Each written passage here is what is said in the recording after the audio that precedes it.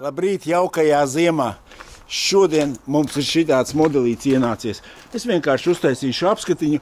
Man te kādu laiciņu nāksies ar tādu pabraukāt. Vienkārši es gribu pats patestēt ziemas riepiņas, visas apskates, viss viņam ir, vai ne? Tāds Jeep Grand Cherokee Laredo. Jaunāku modelītes apskatīt jau esmu uztaisījis, vai ne? Šitais skaitās jau restylings, tā kā redzi, viņam ir apakšā lukturīts savādāks, citiem nāk taisnais. Un tas, laikam, viss, ar ko viņš atšķirās no 2006. 5. gada 4. vai ne, pārējais viss it kā ir vienāds. Es nezinu, zinātāji varbūt palabojiet mani tam līdzīgi kaut kādā veidā parastais drēbes saloniņš, bet nu, tāds interesants automobīlīts, 260 uz tāfeles. Tāds pabraukšu, pateikšu savas izjūtas, ko es domāju, vai ne, un tam līdzīgi bagāžnieka vāks. Pie šim piesalis, tāpēc nevarēja dabūt vaļā. Nu, tāds modelīts kaut kāds, vai ne. Nav trešā rindu sēdekļi, ir tikai 2. Parasts apvidus auto, vai ne, tāds. Šitien ir maza atvilknīte, kur te atkal ir, cietsirdīgi, es ar to bagāžnieku apējos. Viņam šitais ir ručkiņa, laikam paliek, vajag iepūst iekšā eļiņu, savādāk viņa. Ir. Un redzi, var attaisīt logu, ja gadījumā to nevar. Visi ārā un mauc pa mežu, tā kā prieks, tā kā viss grozās. Tā kā Voluķim ar laikam tādu pat ekstriņu ir. Es jau varu sašūties tajās mašīnītēs, attaisīšu motoru pārsedlu. Tur nekas tīrs nav, bet vismaz parādīšu, izskatās smuki tas klucīts. 3 litra dīzelīts, vai ne? Šitie motori it kā esot ļoti, ļoti labi. Nākošajiem modelīšiem jau tie motoriņi ir tādi nav tik labi. Šķiļam, bet nav atslēdziņa.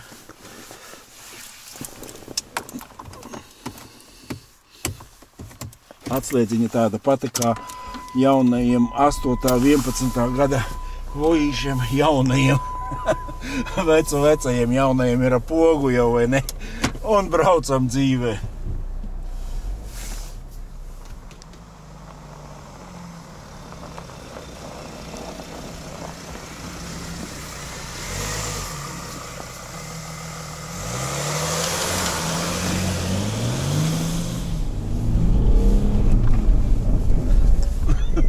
Aparāts vairāk, ka turbīna atverās, tad iet superīgi.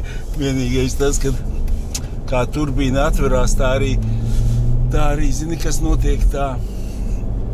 Es domāju ielīst, jo ekonomiskais nav low fuel. Aizbraukšu uz nestīti, ieliešu iekšā bišķiņu fuel. Nē, uz staķiklu. Kur jūs man ieteiktu? Vienmēr dzirdēju, viens saka, nestē tikai degvieliņu var liet. Otrs man atkal saka, es tikai leju cirklē plus to degvielu, ar viņu cita gaita. Davai es arī liešu plus degvieliņu, apstīšos, cik būs patēriņš, jo viņš saka, ka arī patēriņš ir daudz mazāks. Īstenībā ļoti labi autonomā apkuras plītiņa viņu palīdz uzsildīt baigi ātri, cik es te padarbinājos pie mājas, tur temperatūra viņa jau ir uzkāpuse uz pirmo iedaļiņu balto, vai ne, un katrā ziņā ar sildīšanu nav nekādas lielās problēmas, tā kā visiem jauniem dīzelīšiem uzsilst ļoti ātri un jau silts nāk pa pečku, jau salonā ir silti un forši. Trip 81, 504, līdz servīzam 0, 16,8 patēriņš. Viņš nav stāvējis, viņš uz vietas stāvējis un darbinājies, tikai tāpēc ir tik liels patēriņš. Ieliešu degvielu un braucot uz Rīgu pēc Spīdolas trases uzspiedīšu uz 0, lai mēs varam Rīgas vismaz šito apli apskatīties, cik ir vidējais patēriņš. Ļoti gudri rakstīts dizeli, lai tu neielietu benžiņu iekšā. Es ņemšu plus mailītes, kāpēc? Ka man tā saslavēja, ka tieši gribās ieliet plus mailīti. Mēs maksāsim veikalā pie reizes kafiju paņemsim. Ieliešu precīzi uz vacāriņu. Ar atlaidīti būs vecāriņš viss kā vajadzīgs. Taisam dīzeli ciet. Jo es parasti skaitu naudu, cik es nobraucu, nevis litrus. Pat vecāriņu lampiņa nodzisa, vai ne? 11 litri ielīd iekšā, vai ne? 11 litri es ielēju apmēram. Pabrauksim, redzēsim. Nu, nav viņš ekonomiskais, es jau to sajūtu. Tur, es domāju, 10-nieciņš tas tā. Maigi braucot būs 10-nieciņš. Bet, nu, rokas visas nolikt un kafīņu, tas viss ir ļoti ērti, ļoti labi. Katrā ziņā priekš sēdēšanas ir ērta mašīnīte, nekāda vainīga nav.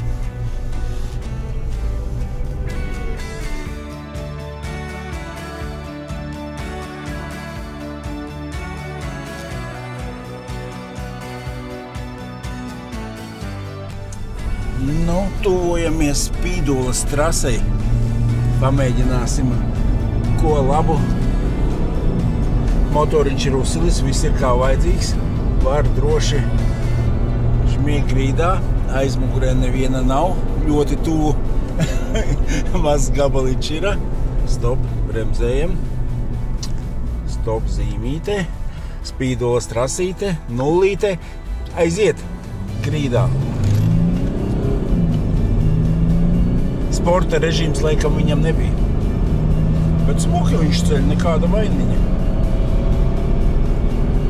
Es tev teikšu labāk pavojīt.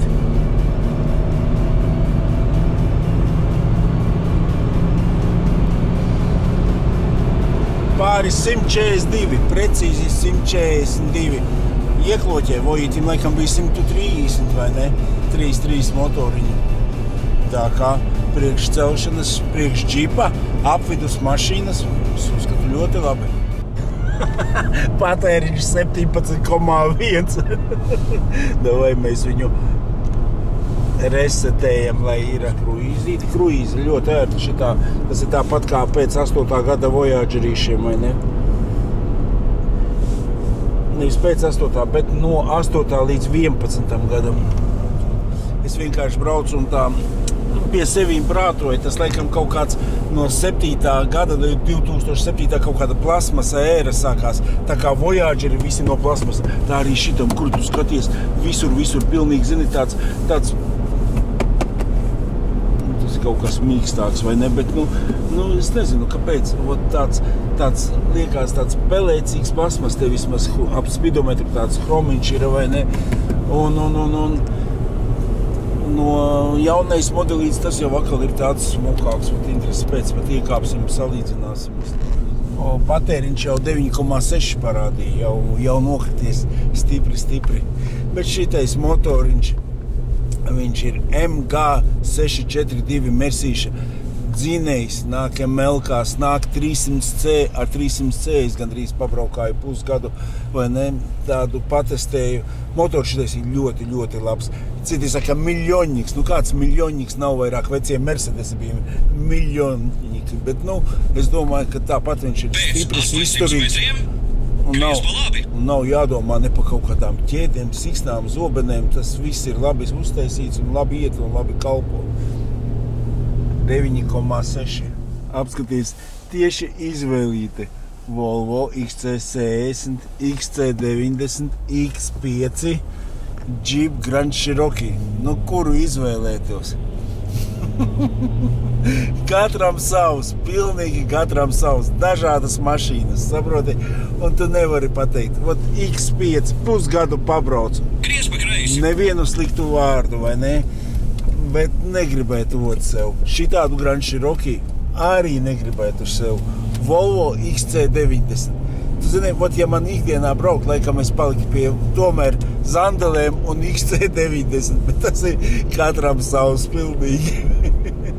Bet šitais arī ir ērts aparāts, kaut kas vienkārši man varbūt šitais viss plasmasiņš, tas kaitina vai ne, bet braukt ir ērti un forši un sēdeklīts varētu būt drusciņi mīkstāks, varbūt kaut vai nav, viņš arī ciets un neteikšu, ka baigi nērti būtu sēdēt, vai ne? Katrā ziņā, redzat, tas slieksnīts, lai X5 iekāptu, viņš tā kā traucē, vai ne? Un čipos ir labi, ka šitās bedres, saproti, tu viņās nejūtu Rīgas ceļiem, un tāpēc arī brauc pusē ar tādiem džipiem, ka tādas bedres tomēr viņš tā pāriet pāri un diezgan klus un patīkams, vai ne? Nu, kaut vai šitāda bedrīte, nu, pat viņu nejūtu. Visa šitā sakazini, nu, ir kaut kāds duk, bet nu, tas nav tāds, ka tu bum brauc, vai duk, bum, bum. XC90, D5 AVD. Tie ir topiņā, bet nu viņa forša mašīnīte, viss tas bagāžnieku vāciņš patīkam matlokās vaļā, vai ne? Viss, kas vajag. Tā salīdzinot, nu nekad mūžā es nepateikšu, kad šitais džips man labāk patīk nekā šitais džips, vai ne? Nu nav, nu diena pret nakti, tur vispār nav jautājumi, vai ne? Viss tāds, nu čotki, šitais izskatās, tā kā 8. gada vojīts. Iekāpjot iekšā, nu pasties, cik smuks tas panelīts, viss salīdzinājumā. Saproti, tu jūties daudz cēlāk, dzīve iet uz priekšu. Tieši tāpatās arī kā Voyagerītim 8. gada to plasmasu, ko es vienkārši nevarēju izturēt, arī iekāpjot 11. gadā, kaut vai viņam nebija tāds apšūds vai ne, panelīts ķipa ādas vai kā viņš skaitās apšūts vai ne, tāpat viņš ir kaut kāds mīkstuma pazīme, bet tas arī 11. gada un uz augšu jau ar kārtu ir daudz labāks, tas laikam kaut kāda plasmasa ēra bija, vai ne, kad visi taisīja tos plasmasa paneļus un visu tam līdzīgi, izbraukšot vienkārši līkumiņu mazu, tā, no tā pārkāpjot uz šito. Bet te ir atkal cita dziesma, šito mašīnu ar to motoru un ātrumkārbu, viss. Tev dzīvē neko nevajag. Šitien tu brauc tā kā uz atombumbas. Kloķenes viņiem lūdz tā kā semačkas. Un saprot, it kā tas pats 3 litru motors, tikai tas šitais ir VM motors, tas ir tīrais Mercedesa motors. Kāpēc nevarēja? Pat vienkārši. Tāpēc, ka dzīve iet uz priekšu. 200,000 un gaidi problēmas. Vienu dienu braucu ar tādu, otru ar tādu, vai ne? Tāpēc gribu vienkārši, lai no viena pārsēžoties otrā. Nu šitam 3-trīgajam kampiem viņš arī jūtās uzreiz ar kārtu tāds foršāks. Jautājuma patiešām nav, vai ne, bet ne par to iet runa, vai ne, bet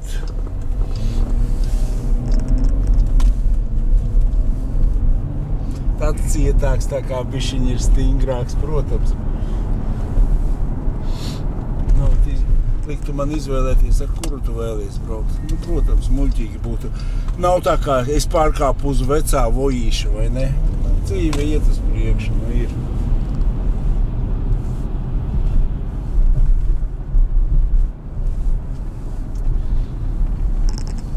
Klusāks, cēlāks, patīkamāks, smukāks. Ar kārtu.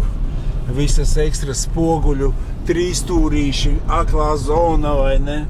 Nu, pilsētiņā 11,2 vairāk arī nekārtā diezgan piesardzīgi. Nu, es uzskatu, ka tāds normāls priekš tāda apvidus mašīna arī nevarēs 7-8 litri, vai ne? Nu, vēl mazu ieskatiņu servīzā, vai ne? Pacēluši augšā, parādīšu jums no apakšas. Un tad jau spriežat paši. Pacēlu mūsu džipu līdz pusītei.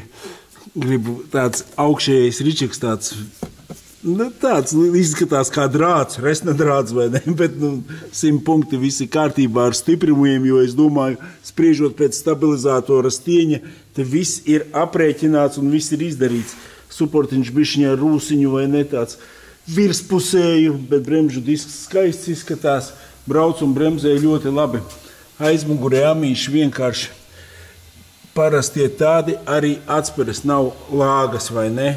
Kaut kāda atsaitīte, neskam viņa vajadzīga, bet ir bremžu klucīši kaut kādi ir, bremžu diski vidēji sūdīgi. Nu kā sūdīgi? Mēs nemet brauc normāli. Uzcelšu augstāk, lai varam no apakšas apstīt. No apakšas skatoties, tas ir mākslinieks. Šitā ir lūpa, it kā nelaižot nemaz iekšā trasē, ja tā apakša stāv, viņu parasti noņem nost. Es tik domāju, te tādam caurumam ir jābūt vai nav jābūt, gan jau jābūt. Varbūt nāk kaut kādas redeles iekšā, radiatoriņi vēl izskatās dzīvi, mazliet apsūbējuši, bet nekāda vainiņa nav. Šodien, protams, ka šitādi plasmasi tas ir, tā liekas, svaigi likti, ka viņam te jābūt būtu tādam normālam šķitiņam apakšā, ja tu gribi braukt riktīgi pa laukiem vai ne, un tam līdzīgi. Labi, ejam tālāk. Redz, kādi ričagi apakšējie diezgan konkrēti tādi amortizatori, stabilizatoru stienis nenormāli liels vai ne, nelielas tādas atsaitītes, bet tās atsaites ar tādas uz skrūvi pamatīgas, diezgan nav parastās, puses vispār lielas. Ejam tālāk, ko mēs te redzam. Te redzam ar vienu aci spāraratu pa šķirbu un skrūvi, ar ko pieskrūvēts. Tad ir kārbas, ātrumkārbas vāks, vai ne? Ejam tālāk skatīties. Te kaut kāds matracis man pa kājām. Redz, kur uz aizmuguri. Nē, tas tikai uz piedziņas kārbu aiziet tāds kardāniņš. Te jau apsties uz aizmuguri tāds normāls, konkrēts kardāns, kādu es vēl vispār nevienam džipam nebiju redzējis, vai ne? Es te baigi neesmu ar viņiem iesprindzis, bet tāds konkrētiņš maza noplūdīta pilīte karājās no razdatačkas. Bet tas varētu būt no blīvslēdziņa priekšējā, vai ne, kā jau jaunām mašīnām visām tādām. Bet, kārdāns ir nepajokam, man zilam tāds bija. Jauna bāka ir uzlikta, tas ir plus, slimības šitiem džipiem ir bākas, tas ir točna. To es zinu, man cilvēciņš viens jau meklēja aizmugurējais redaktors, viss savs, krustiņi, nezinu, bet nekādas vibrācijas nav, klakšķoņas nav. Šitien te tādi konkrēti arī tilts pakaļējais, vai ne? Bleķu aizsargi kaut kādi. Šitais tāds kā zilam, tāds normāls aparāts. Tāda virspusējais rūs, es nezinu, tas ir labi, slikti, ļoti slikti. Šitien tādi konkrēti kronštēniņi. Jā, ir tāda. Ko, es jau tikai kaut kāda seļas pūstu virsū, vai ne? Vajadzētu notīrīt un visam pāriet pāri, vai ne? Līdz bleķim to visu tīrīt, es galīgi neuzskatu. Un šitais dzelzis jau arī tāds diezgan konkrēts, viņš tik ātri neizrūsies. Kā ir, patiešām tāds. Es 100 punkti apstrādāt, tā vien prasās kaut ko uzpūst virsū. Bet līdz caurumiem izpūtējam arī diametrs nav tāds 60, jau ir kaut kas lielāks. Ir arī varbūt, lielāks kā 60. Šitāds te džips, kaut vai uz bākas, trubiņas, vēl emblēmiņas, tas viss smuks tīrs ir. Amortizatori tādi diezgan gari, vispār nav jautājumi. Tāpēc pa mūsu ceļiem viņš brauc tīri. Zapaska vēl izskatās nulīte vispār, vai ne? Es nezinu, tas ir pieņemams vai ne. Katrā ziņā viņš ir arī no ziemeļu valstīm pa Latvijas, viņš baigi ilgi nav braucis, bet šitais tāds nepatīkams. To vajadzētu smuki apstrādāt visu, lai būtu tā kā vajag. Bet šitais viss man ļoti priecē, šitais masīvais. Ar tādu toši nevar offroadā doties, nekāda vēniņa nav. Sliekšņi bēda. Slieksnīši it kā dzīve, it kā viss ir. Tur kaut kāds tāds nesmukumiņš priekšā. Tas ir... Saproti, kā ir. Viens uz to rūsu ieceklējās nenormāli. Otrs izbrauc, lai motoriņš iet, lai viss ir kārtībā. Un pilnīgi pofīgi tā rūsa. Es skatījos arī, kur Bembīti tirgoja pa 12 štukām.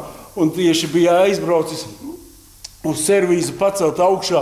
Viņš pats tās nebija speciāls. Es vēl domāju, 12 pakas un apakša tā norūsējas. Ziniet, tāda arī virspusēja rūsa, un viņš diezgan pajauns bija. Varbūt pat vēl vairāk nekā 12. 11 noteikti bija, ja ne viss 17. Un es tā skatījos. Tagad arī kā jaunākas mašīnas ceļus pacēlāja, arī vienmēr pievērš uzmanību. Nav tā kā viss būtu pilnīgi jauns. Jau ir kaut kāda virspusēja rūsiņa ļoti, ļoti daudzām mašīnītēm. Bet šitais te man tā konkrēti patīk. No apakšas, kā tu skaties, zini, šitie visi tādi stīņi. Ja tu kaut kur uzmauc virsū, man tā liekas, tur var pārbraukt pāri visām čupām, visur, kur vajag. Meiteni plakām un droši var braukt mežā. Visi kārtībā laižu zemē. Vairāk es jums tikko nevaru parādīt.